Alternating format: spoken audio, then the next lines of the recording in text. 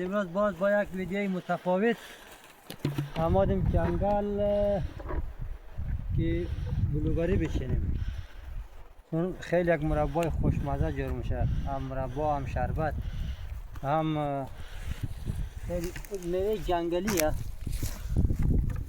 دارای ویتامین سی و خیلی خوشمزه هم است. میشه همینطوری خام بخوری یا میتونیم مربا درست کنیم، شربت درست بکنیم.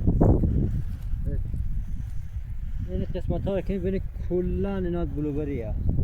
او سر تپه که معلوم میشه تا نزدیک جنگل ها.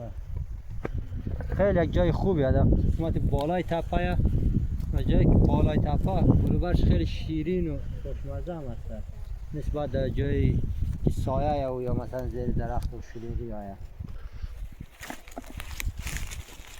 آقا جان این چی بلوکر موجود مرکم کم دادمان خوب نکنید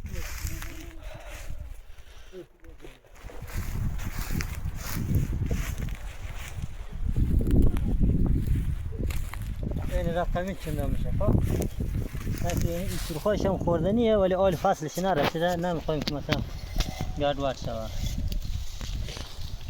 این دستگاهشه این رقمی جمع میکنیم.